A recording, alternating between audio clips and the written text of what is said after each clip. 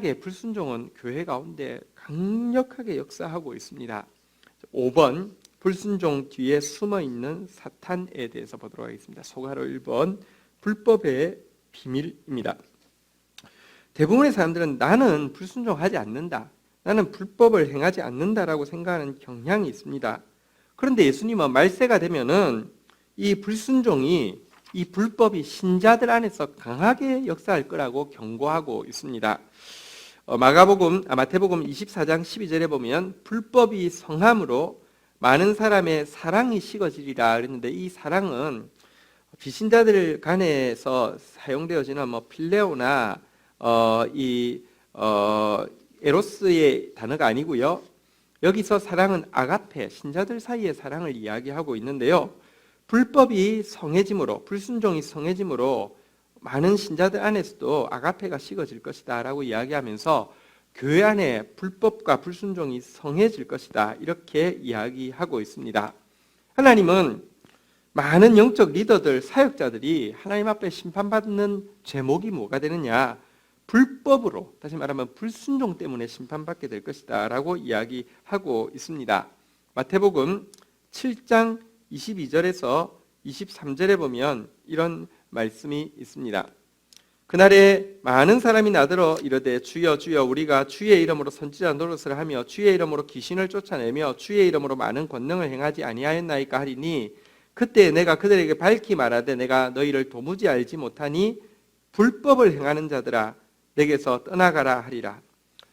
사역자들이 심판받는 이유는 능력이 없어서 헌신적으로 일하지 않아서가 아니라 불법, 불순종을 행했기 때문이라고 주님께서 심판하실 것이라고 이야기합니다. 그런데 여러분, 신자들 중에 공공연하게 나는 올해의 목표는 불순종하는 거야, 나는 불순종하기로 결심했어, 이렇게 이야기하는 사람 아무도 없습니다. 근데 객관적으로 보면 말로 행동으로 불순종하는 사람 너무 많습니다. 여러분 참 신비하죠. 사울에게 하나님께서 아말렉을 진멸하라고 이야기하셨습니다. 그런데 명백하게 불순종했잖아요. 그런데 보면요, 사무엘이 오니까 자신의 순종을 자랑했습니다. 사무엘이 책망하니까 2번이나 자기는 순종했다고 주장하고 있습니다. 이것은 사단이요, 이 불순종, 불법을 아주 은밀하게 우리에게 심어주기 때문입니다. 이것이 불법의 비밀입니다. 불법의 비밀이 이미 활동하였으나 지금은 그것을 막는 자가 있어 그 중에서 옮겨질 때까지 하리라 라고 이야기하면서 불법은 비밀리에, 불순종은 비밀리에 은밀하게 접근하고 있다고 이야기합니다. 마지막 때에는 이 불순종의 빗장이 풀려서요, 정말 많은 사람들이 이 불순종에 휩쓸리게 될 것이다 라고 이야기하고 있습니다. 불법의 비밀이란 불법 뒤에 있는 은밀한 세력이라고 번역할 수 있는데요, 사단이 만약에 신자들에게 불순종해 이야기하면 신자들에게 효과가 없다는 것을 압니다. 그래서 절대로 불순종이라는 단어로 표현하지 않습니다. 미묘하게 속여서 하나님을 위해서 이것은 내가 절대로 이 말에 따라서는 안 돼, 이런 식으로 역사한다는 것입니다. 출애굽기를 보시면, 특별히 이제 민수기를 보시면 불순종의 역사라고 해도 과언이 아닐 만큼 영적 지도자에 대한 반역과 불순종이 편만했습니다. 이 모습을 보면서 많은 신자들이 이렇게 생각합니다.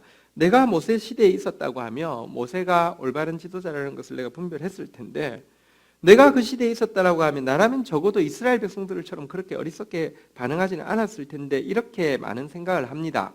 그런데 그렇지 않습니다. 여러분들 성경에 보면 바리새인들, 예수님을 십자가에 못 박아 죽인 바리새인들이 뭐라고 이야기했는 줄 아십니까? 마태복음 23장 30절에 보면요, 만일 우리가 조상 때에 있었더라면 우리는 그들이 선지자의 피를 흘리는데 참여하지 아니하였으리라 라고 이야기하면서, 내가 그때 있었으면 나는 절대로 그렇게 선지자를 박해하거나 죽이는데 동참 안 했을 텐데 라고 이야기하면서 정작 예수님을 죽여버렸습니다. 여러분, 사단은요 지금도 우리 안에 불순종을 은밀하게 속삭이고 있습니다. 게다가 우리 속에는요 이 불순종을 좋아하는 기질이 충만합니다. 이 두 개가 탁 만나면요 나도 모르게 불순종하게 된다는 것입니다. 불순종하고 있어도 불순종하고 있지 않다고, 내가 주님을 잘 섬기고 있고 순종한다고 이 사울처럼 자랑하기까지 할 수 있다는 것입니다. 정말로 우리가 이 불순종의 이 비밀, 불법의 비밀에 대해서 우리가 진짜 깨어 있어야 합니다. 불법의 비밀에 가장 크게 도구가 된 사람이 누구냐고 하면 가룟 유다겠죠. 그런데 여러분, 가룟 유다에게 있었던 세 가지 특징을 보면 우리가 이와 같은 부분에서 정말 조심해야 되겠다는 것을 인지하게 됩니다. 가룟 유다 지수가 세 가지로 평가할 수 있는데요. 첫 번째는 계산이 빠르고 선동적으로 말한다는 것입니다.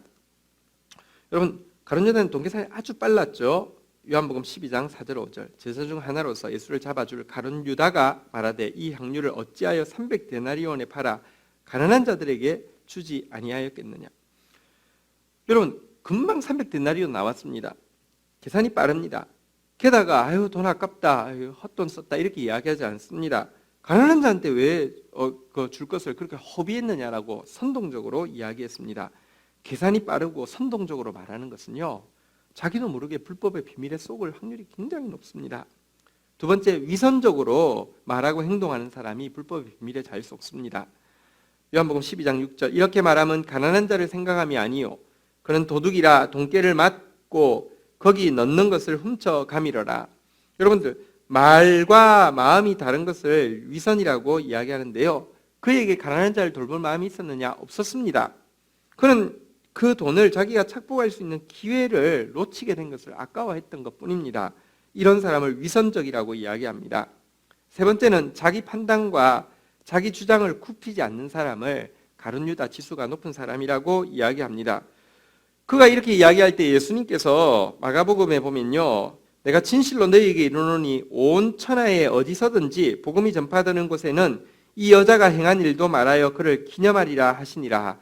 도리어 이 300데나리온 되는 향유를 부은 마리아를 칭찬하시자 그가 어떻게 행동합니까? 12 중 하나인 가룟 유다가 예수를 넘겨주려고 대제사장에 가매 가룟 유다가 열받아가지고요, 바로 예수님을 팔기 위해서 대제사장을 향해버리게 됩니다. 기분 상했다는 것이죠. 자기 주장, 자기 판단 절대로 하나님 예수님의 말씀이라도 돌이키지 않는 사람은 가룟 유다입니다. 이런 사람은 불법의 비밀에 100번 속습니다.